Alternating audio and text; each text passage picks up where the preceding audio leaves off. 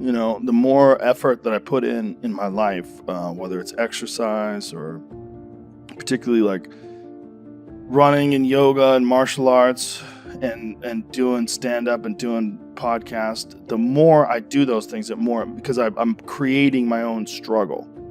And I feel like there's a lot of benefit in creating your own struggle rather than, like, if you see a lot of people that run into like a lot of struggle with life, like just life in general, in terms of like relationships and friendships and fallings out, a lot of that seems to me that people need a certain amount of conflict and a certain amount of struggle. And they create that struggle if they don't get it in some sort of a organic form. If you're not at war with a neighboring tribe, or you're not worried about predators, you create this struggle with your girlfriend or with your buddies, or with the people at work, your coworkers. The more I create my own struggle, the more I orchestrate it through training, through exercise, and just rigorous physical struggle where you're knocking on the door of whether or not your body is going to make it through this. The more you do that, the more I feel like it minimizes those other struggles in life. I like it that way better. I don't need any real horse in my life. Yeah. I like to make my own horse. Yeah. Yeah. And it seems like, but it really does seem like doing that minimizes other things. Because like if you're running hills, right? If I'm running hills and doing these sprints 400 or 500 yards up this hill, it's so fucking hard to do that's all I can think of.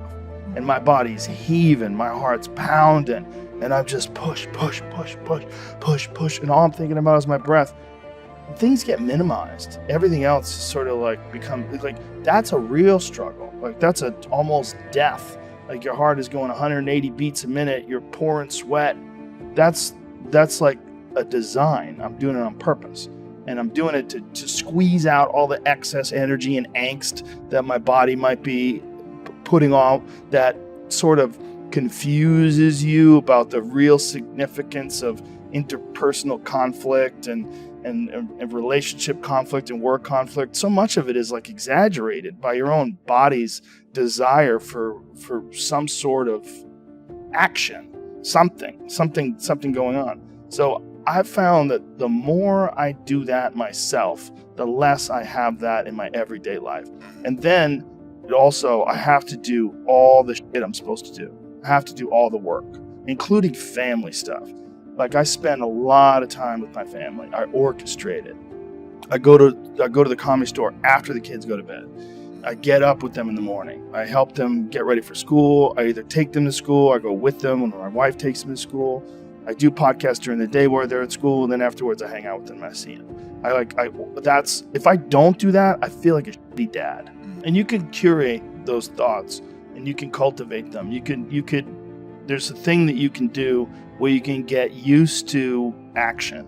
Like Jocko Willink's perfect example. He has that thing on if you go to his Instagram page, almost every other photo is a watch. And it's a watch that says 4:30 in the morning, because that's when he gets up and he works out and he earns the sunset. And he does that. He's so disciplined, and he's got this saying that's a great saying: discipline equals freedom. And it's true, because he's able to force himself to do that every single time. There's no excuses. There's no breaks. There's no days off. It doesn't happen.